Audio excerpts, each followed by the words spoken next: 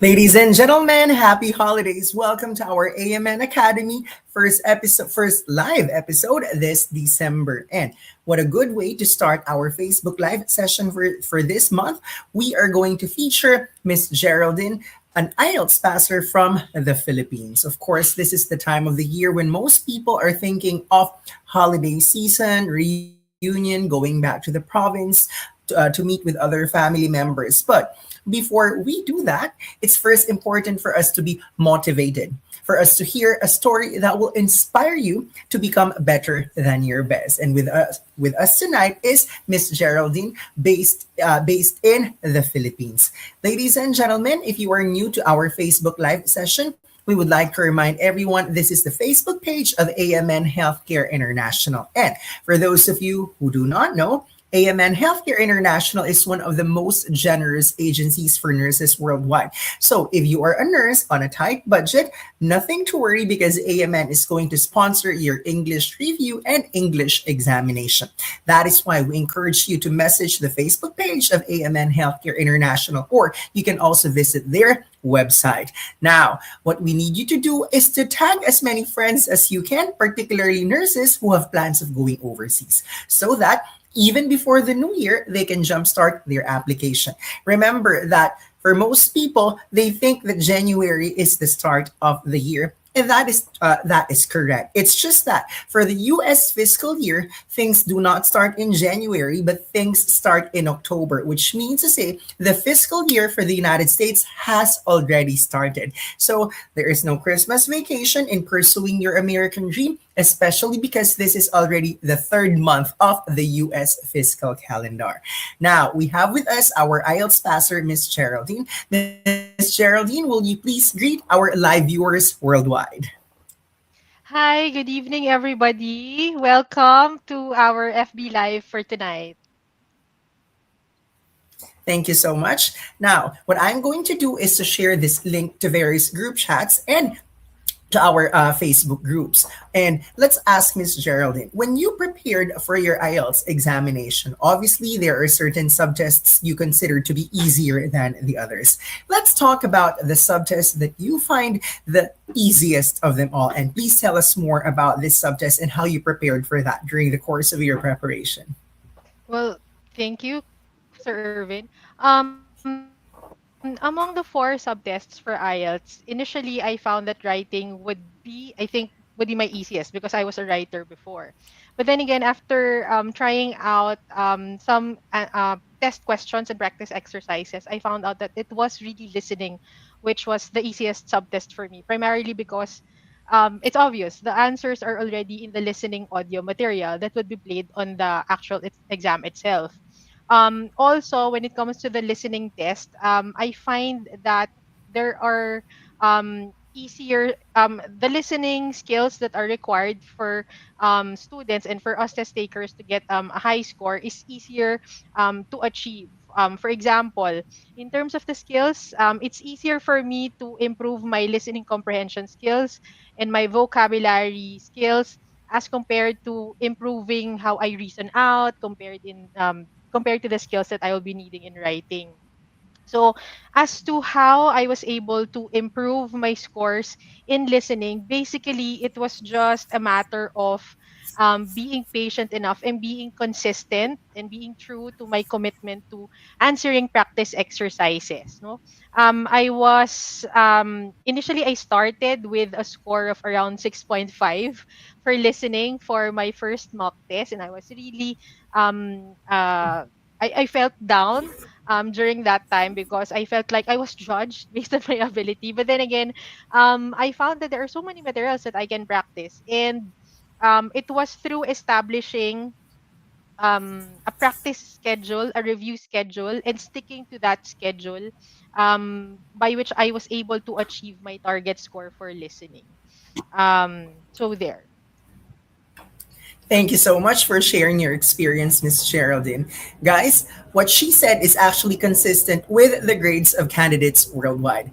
Listening is considered to be the easiest subtest, so I don't want you guys to sweat over the listening test, especially because if you're a nurse going to the United States of America, you do not need a specific band score in listening. In fact, you just have to remember two important scores. Your speaking must be 7.0 and your overall band score must be 6.5. And this means to say it doesn't really matter whatever grade you get for listening, reading, and writing as long as your speaking is 7 and your overall band is 6.5. That leads us to the question, what grade are candidates or nurses supposed to get in listening, reading, and writing in order to get 6.5 overall? Well, here's the answer.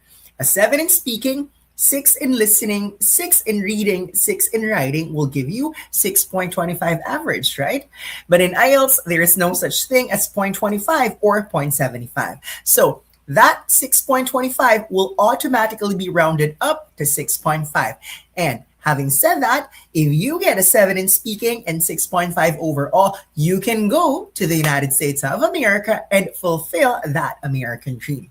So, Miss Geraldine mentioned earlier that listening is the easiest subtest for her. But what about the most challenging? And how did Miss Geraldine overcome the struggles in the subtest she finds to be the most challenging of them all? Miss Geraldine? Okay, so Sir Irvin, it was really writing that I had a hard time reviewing. Although ironically, I thought it would be the easiest subtest for me because it was part of me. Writing was already part of me. However, the writing that I did before was creative writing, which was entirely different from what IELTS writing is about. So initially, what I did was, again, just like what I did for listening, I did mock tests first so that I'll be able to know what is my baseline, so that if, for example, I do have a target for my writing score, which is around 7, more or less, I would have the capacity to gauge how much time I would be allotting to review for the writing. So, set for example, if my back then, I think my initial score for my writing was, I think, around 5.5 or 6 perhaps. So during my first coaching session, so there I allotted more time. I attended the live lectures provided for us through our review sessions on Niner. And then it was the live lectures that I prioritized because the engaging discussions in the live lectures really provided an avenue with which I was able to improve my writing ability, my reasoning ability as well. Also, I was very intentional about the media that I was consuming back then.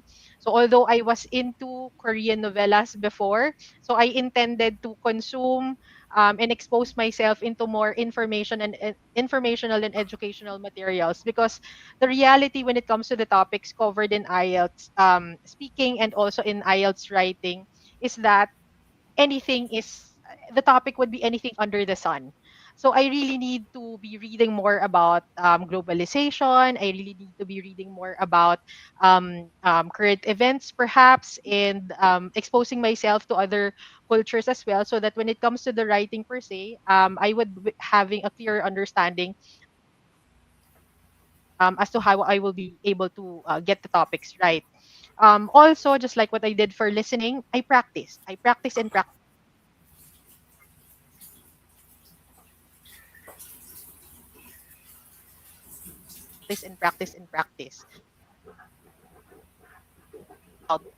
realized that it's really a different ball game if I'm the one producing the essay itself, no?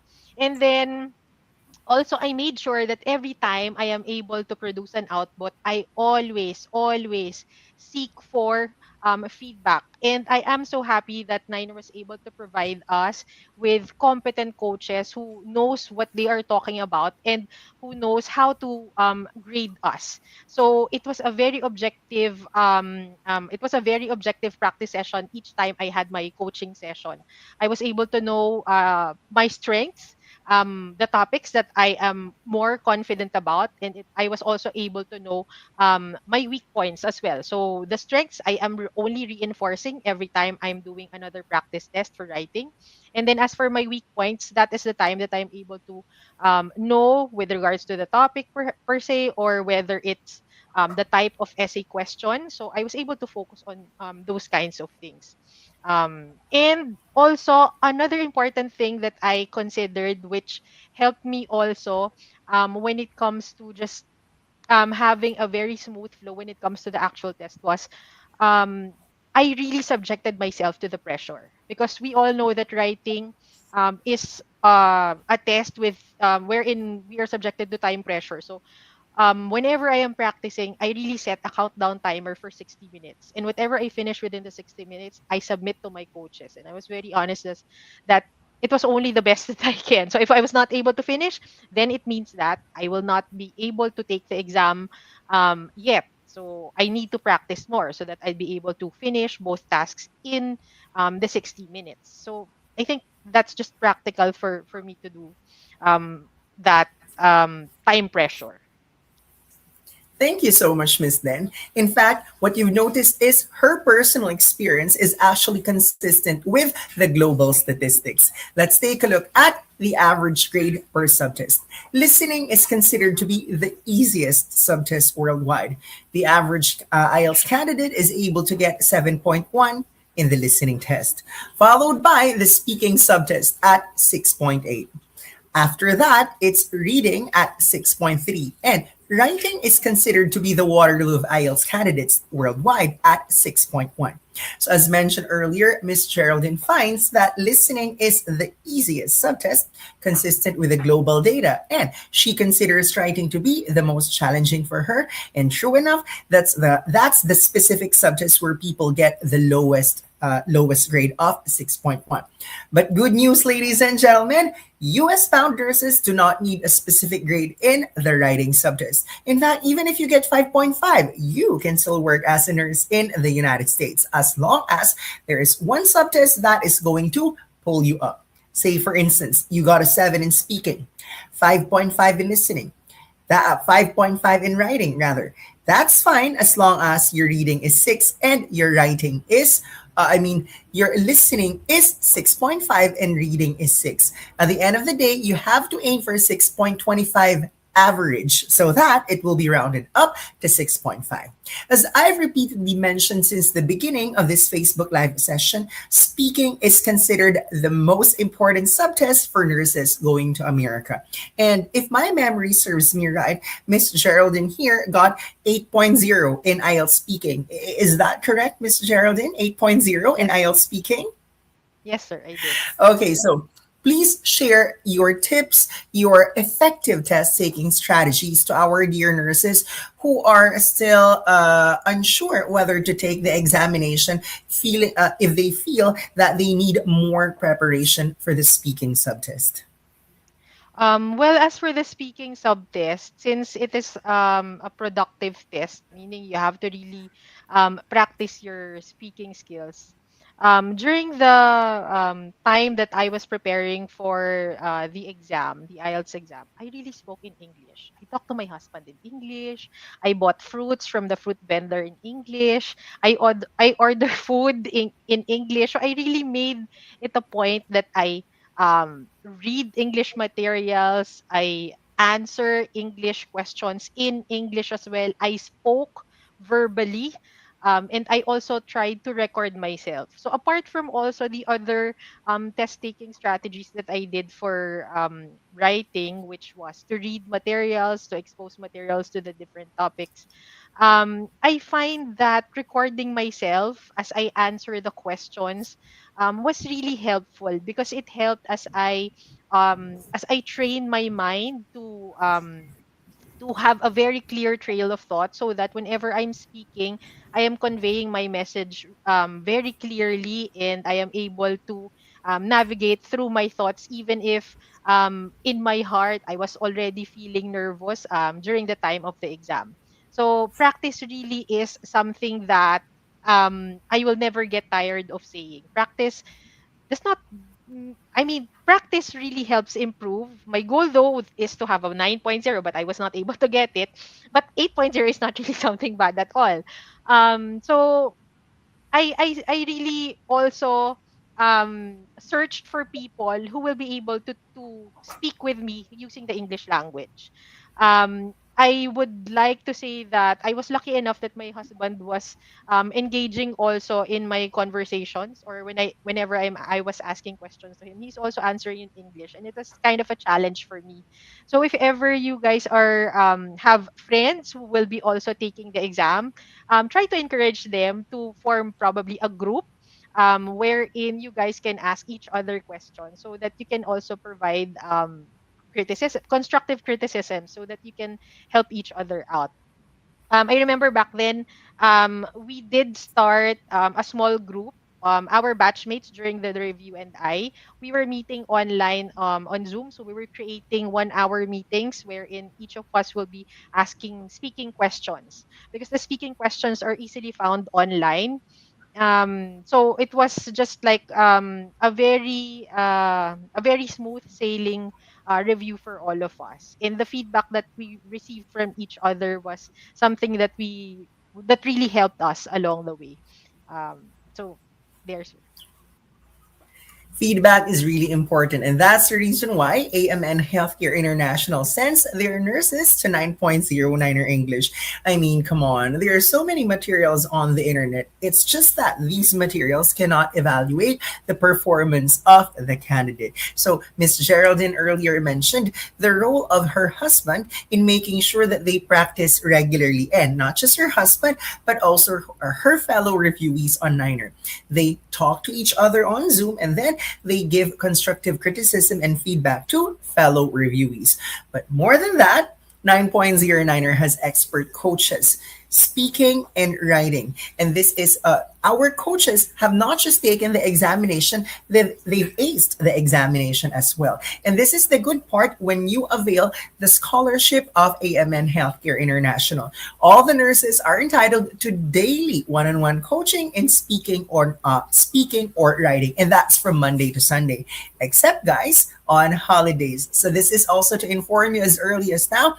We do not have one-on-one coaching session on December 24, December 25, December 30, December 31, and January 1. But for the other days in the year, especially those that are not declared holidays, we offer daily one-on-one coaching from Monday to Sunday. Now, let's move on to our next question. Miss Geraldine, of all the strategies and tips that you've learned during the course of your review at Niner, which one do you find to be the most effective of them all?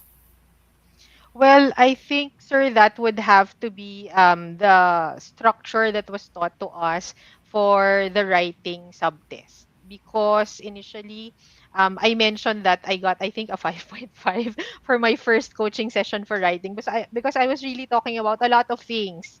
I didn't have any structure in mind. All the ideas I placed it in my essay, so it was like a smorgasbord of ideas. What I was talking about is the structure wherein every paragraph for the writing subtest should contain an argument sentence, a reason or an explanation sentence, an example, and then close the paragraph with the relevance of the argument in relation to the stand that you have. So basically, us at Niner, we call it as ARES. So everybody who studied at Niner and who attended sessions of particularly of Sir Brian, most especially, really would know about the ARES structure when it comes to writing. And true enough, since I started to use the ARES structure for my writing, every idea became clearer in mind. I was able to fish what are the things that needed to be included, what are the things that I needed to exclude, so that in terms of my coherence and cohesion scores, I would improve on those things, because primarily my coherence and cohesion score, and then my score for for the relevance was really not my strongest suits in writing. So that was when I employed the use of the structure for the IELTS writing. And also, um, in terms of writing, being able to understand what the task description is really means a lot, because from there, as I understand better the task description, I would be able to navigate all my ideas, and I'll be able to um, eliminate the ones that are not related to the task description. So basically, elimination and having a structure to the paragraphs in writing. Miss Den, the nurses now are more empowered than before because before they only had one English examination to choose from. But now they have six options in order to secure their visa screen. Now, here's my question. Even if there are other English examinations accepted by True Merit or CGFNS for visa screen, why did you choose IELTS over the other English examinations? Actually, sir, if I would be given the chance to take the exam again, I would still choose IELTS over the other exams, primarily because I like to be given options. And that is what IELTS gave me. IELTS gave me options on how I can take the exam. In IELTS, I am free to choose between paper-based exam and computer-delivered exam, because initially I thought that the paper-based exam would be the best modality for me. But then again, I realized that I cannot finish the entire writing test with just me writing on paper. So I switched to the computer delivered test. But aside from that, another reason why I also would be still considering the IELTS as the exam is because it is the most widely accepted among the other exams. Plus, it has the widest range of materials available online and the widest range of review centers. And of course, Niner is also offering IELTS review. It is actually, in fact, one of the top review centers, if not the top review center in the country. So I would still entrust this high stakes exam um, to IELTS. So this will still be the same exam that I would be taking, primarily for these three reasons. Miss Geraldine is actually correct. There are so many English examinations to choose from, but there is only one English test accepted by all state boards of nursing in the United States, and that's none other than IELTS. The problem if our nurses are going to choose other English examinations for their visa screen, they might be surprised because if it's time for them to apply for license by examination or license by endorsement, that specific board of nursing wants them to retake and take IELTS instead because some state boards of nursing do not accept other English examinations. So, to all the nurses out there, if you want to hit two birds with one stone, go for IELTS because if you're going to do that, you secure your visa screen at the same time your license endorsement. Now, we're down to the last two questions. The next one is Miss Geraldine, tell us more about your actual examination experience before we move on to the last question later on. Well, with regard to my examination experience, of course, the nerves initially was getting to me. Although I was able to prepare through the help of 9.09 as my review center, the experience went smoothly because British Council had well accommodating staff that guided us all throughout the exam. Facilities wise as well, it had British Council had a very conducive environment in terms of the exam. All of us were not crowded in the testing room. I was also given the chance.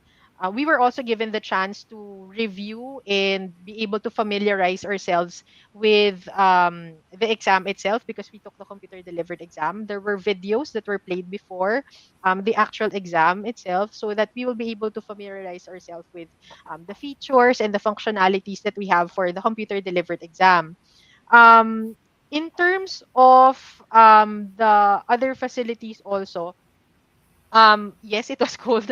But then again, I would like to reiterate that I love how the actual computers are all up to date. So it's not very loud. The keys are not very loud, so it's not very distracting when we took the exam. So we were focused on doing the test itself. The headsets are also very provided us with very clear materials. So we were confident that we would be getting good scores for our listening test as well. And since it was a computer delivered test, the results are also very we were able to get our results in, I think, for me, I was able to get my online score around 3 or 4 days after I sat for my exam. So it was a shorter period of waiting time only. So overall, the testing day experience was very favorable, and really it was something that probably I can take again for another time if there needs to be another time for me to take the test. I remembered when Miss Den mentioned she got her results in 3 to 4 days. I have an even better news for you guys because recently the British Council now releases the results within 24 hours. So no more sleepless nights for 3 nights or 4 nights because the day after you take the examination, even if you take the test on a Saturday, the results are out the following day. All you have to do is to check your IELTS portal. Now, after all the strategies, and tips that Miss Geraldine has shared with you for tonight, here's my last question. What are your words of encouragement to the nurses who are still not really sure when to take the examination and who keep on postponing their actual examination? How do we encourage them to take the examination sooner? Because the faster they pass IELTS, the sooner they'll be deployed to the United States. Okay, I was once in your place because I also delayed taking the exam. But then again, if not now, when? No, it was um I found out that the more time I spend postponing the exam, the more opportunities I am letting go of. So it was supposed to be a time wherein I am focused, and if I'm going to take the exam, um, it should be right now. And at this very moment, some say strike while the iron is hot. So really, to my fellow nurses, you should also be inspired by where the other nurses are right now because they took that exam, they took that big leap of booking for their exam, and of course, ultimately preparing for the exam itself. Because back then, I remember I was only looking at my other friends and my other colleagues before in the Philippines who are only working with me, but now or during that time, they're already having successful careers in the United States. So each time and each day that is being delayed, when they decide not to take the exam yet, is a day spent or is a day being taken away from them, um, in hoping that they are supposed to improve their careers already. So it's supposed to be a day that you should conquer. So take that big leap, basically. Take that big leap and prepare for it. Materials are provided, testing centers are provided, as well. Review centers are provided by AMN. So maximize all the resources, grab all the resources that you can. And lastly, take control of the things that you can control. And basically, your time is a thing that you can control. Your schedule is something that you can control. But the future that you let go of, you cannot get it back. The opportunities that you let go of, you cannot get it back anymore. I love that Miss Universe statement. If not now, when?